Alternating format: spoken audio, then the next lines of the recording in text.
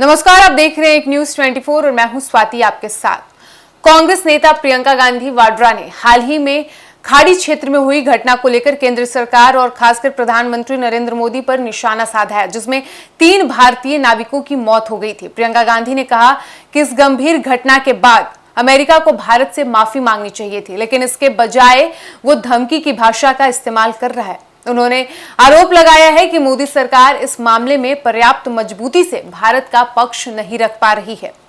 बता दें कि कांग्रेस नेता प्रियंका गांधी ने आगे कहा कि जब किसी विदेशी देश की कार्रवाई में भारतीय नागरिकों की जान जाती है तो भारत सरकार की यह जिम्मेदारी होती है, जिम्मेदारी बनती है कि वो कड़ा रुख अपनाए और अपने नागरिकों के सम्मान तथा सुरक्षा की रक्षा करे। उनका कहना है कि इस मामले में केंद्र सरकार मोदी सरकार की प्रतिक्रिया अपेक्षा के अनुरूप नहीं रही है। उन्होंने इस पूरे मामले पर यह भी कहा कि जिन भारतीय नाविकों की जान गई है वे अपने परिवारों का सहारा थे। उनके परिजनों पर दुखों का पहाड़ टूट पड़ा है और ऐसे समय में सरकार को पीड़ित परिवारों का साथ देना चाहिए, उनके साथ खड़ा होना चाहिए और अंतर्राष्ट्रीय स्तर पर जवाबदेही तय करने की कोशिश करनी चाहिए। प्रियंका गांधी ने अमेरिका के कुछ बयानों का भी हवाला देते हुए उन्होंने सवाल उठाया। उन्होंने कहा कि इतनी बड़ी घटना के बाद अमेरिका की ओर से स्पष्ट माफी या खेद व्यक्त करने के बजाय ऐसे बयान सामने आए हैं जिससे दबाव और धमकी का संदेश कहा जा सकता है। उनके अनुसार ये किसी भी संप्रभु देश के लिए स्वीकार्य नहीं होना चाहिए। कांग्रेस नेता ने आरोप लगाया है कि केंद्र सरकार विदेश नीति के मामलों में अपनी मजबूती दिखाने के दावे तो करती है, लेकिन जब भारतीय नागरिकों की सुरक्षा का सवाल आता है तब वो उतनी सख्ती नहीं दिखाती है। उन्होंने कहा कि सरकार को अमेरिका के सामने स्पष्ट रूप से भारत की नाराजगी जतानी चाहिए थी, लेकिन मोदी सरकार ने फिलहाल ऐसा नहीं किया है। प्रियंका गांधी ने यह भी कहा है कि देश के नागरिकों की सुरक्षा किसी भी सरकार की पहली जिम्मेदारी होती है और यदि विदेश में किसी भारतीय की जान जाती है तो सरकार को न्याय दिलाने के लिए हर संभव कदम उठाना चाहिए।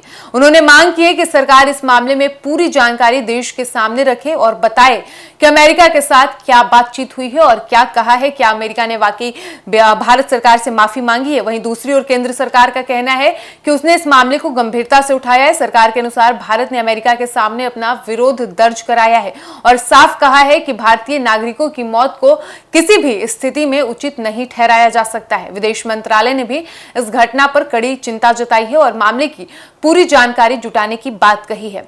आपको बता दें कि सरकार का यह कहना है कि भारत अपने नागरिकों की सुरक्षा और हितों को लेकर पूरी तरह प्रतिबद्ध है। अधिकारियों के अनुसार इस मुद्दे पर अमेरिका के साथ लगातार संपर्क बनाए रखा गया है और भारत ने अपनी चिंताओं को स्पष्ट रूप से रखा है अमेरिका के समक्ष। लेकिन इस घटना के बाद देश में राजनीतिक बहस तेज हो गई है। कांग्रेस और अन्य विपक्षी दल सरकार पर इस घटना को लेकर कई तरह के सवाल उठा रहे हैं, कई आरोप लगा रहे हैं, जबकि सरकार का यह कहना है कि यह पूरी गंभीरता के साथ मामले को संभाल रही है। विपक्ष का आरोप है कि सरकार को और अधिक सख्त रूप इस पूरे मामले पर अपनाना चाहिए था, जबकि सरकार का दावा है कि उसने कूटनीतिक स्तर पर आवश्यक कदम उठाए हैं। राजनीतिक विश्लेषकों का इस मामले पर मानना है कि यह मामला केवल विदेश नीति का नहीं है बल्कि भारतीय नागरिकों की सुरक्षा से जुड़ा हुआ यह मुद्दा है और इसलिए इस पर सरकार और विपक्ष के बीच बहस होना भी बेहद स्वाभाविक है। साथ ही यह घटना भारत अमेरिका संबंधों के संदर्भ में भी महत्वपूर्ण मानी जा रही है। प्रियंका गांधी ने अपने बयान में कहा कि भारत एक मजबूत और आत्मसम्मान वाला देश है।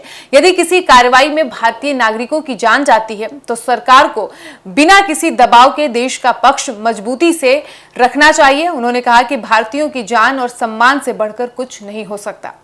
फिलहाल इस मुद्दे पर राजनीतिक बयानबाजी जारी है और आने वाले समय में यह देखना होगा कि भारत सरकार इस मुद्दे पर क्या कदम उठाती है। विपक्ष सरकार से अधिक जवाबदेही और पारदर्शिता की मांग कर रहा है, जबकि सरकार का यह कहना है इस मामले पर कि उसने मामले को पूरी गंभीरता से उठाया है और आने वाले दिनों में इस विषय पर और राजनीतिक तथा कूटनीतिक चर्चाएं देखने को मिल सकती हैं।